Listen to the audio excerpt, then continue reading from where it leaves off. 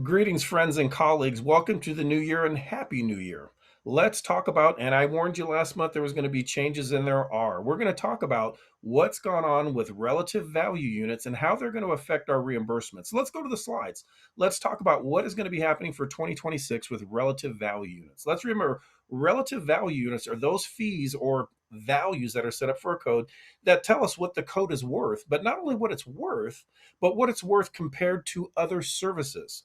So relative value units are used by all carriers. Well, maybe not ASH. I mean, they've got their own thing going, but for most carriers, of course, everything is tied to the relative value unit or RVU.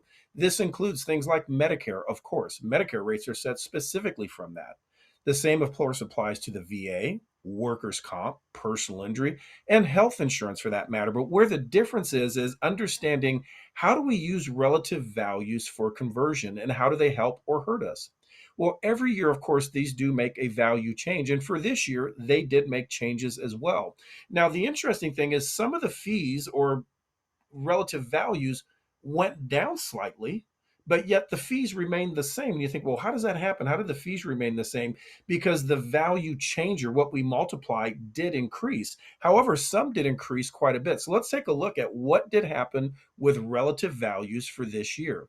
So you can look at this list and go, well, Sam, it doesn't mean a whole lot to me. What's been the change here? So let's kind of look specifically at some specific services. Obviously, for chiropractors, we care about manipulation. So if you look at 98940 and 41, you're going to go, hey, wait a minute, Sam. 98940 went from point 0.8, or excuse me, 0.82 to zero point 0.8. So it went down 2%. Or 98941 went down 4%. And you're thinking, oh my God, that went down. Well, in reality, 98943 stayed the same. So you may look and go, well, did that mean I get a decrease in fee? Actually, not. What I do want to make important here, though, is I want everyone to see the difference between a 4.0 and a 4.1 is still 35%. So do make sure that you don't have a fee for 98940 and then one for a 4.1 that's only $10 higher. It's got to be about 35% higher. Now, here's where there's been a big change. There's about a 4% increase when we look at E&M codes. So you'll notice 99203 is a 3.52. It was 3.37. So it's kind of interesting. There's an increase in the ratio that codes are paid. We had a 3% increase by Medicare. But when you look at it, if there was a 3% increase in the conversion, but a 2% decrease in the conversion factor, what does that mean? Kind of flat. Not, we get a little bit more. The big difference, of course, is for E&M codes. And you may think, well, Sam, does that really going to affect me much? Well, it could in this way. I will tell you, adjustment codes, as far as Medicare is concerned and the VA, are about the same. But do remember, these fees are used with multipliers for all different types of things. By example, in Michigan, Florida, their personal injury is 200% of Medicare. So you just take Medicare rates times 200%.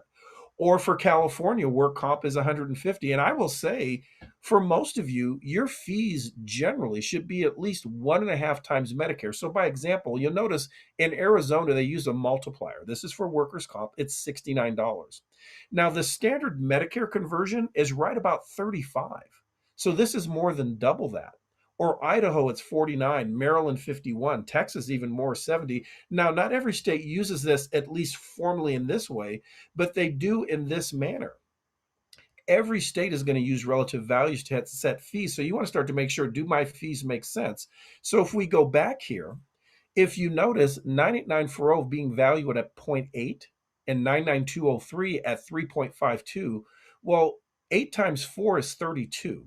So when you look at if it's 3.5, wouldn't that mean that your fee for an exam should be roughly a little more than 4 times the rate for the adjustment? So if you're charging 50 for a 98940, what should be your fee for a 99203? Roughly 4 times that. If you've not raised it, you're losing money because that's exactly how these are broken down. So you want to make sure that you're using the new RVUs to say, okay, just because my rates for manipulation may have been flat with a conversion, do I need to increase others? By example, some therapy fees went up a couple of percent. Here's the general rule. When you're starting the new year, should you be looking at adjusting your fees? Yes, a little bit. Cost of living, if nothing else. Even Medicare did 3%. So I would say everyone should be up about 3% of that rate. realize the actual amount for Medicare is 3.26. You're going to go, well, Sam, if they lowered it 2 and raised it 3.26, that means I'm kind of zeroed out. Not quite. You should see for most of you, there's been a little bit of an increase. Don't get excited. It's not a terribly high increase, but an increase nonetheless. If you've not attended one of my seminars where we go over these in detail, or you're a network member, of course, reach out to me because we want to make sure, do you have the correct fees? And more important, what about the ratio based on other services? Many of you are undervaluing your E&M codes. And of course, re-exams may not be every visit, but certainly that's a substantial amount of revenue for many. And I'll give an example. I had a person this morning that was literally charging $80 for an exam. That's 40% below Medicare. Yet they were charging 200% for another code. You want to start to look through and allow RVUs to allow you to make that adjustment. That's what we do for you.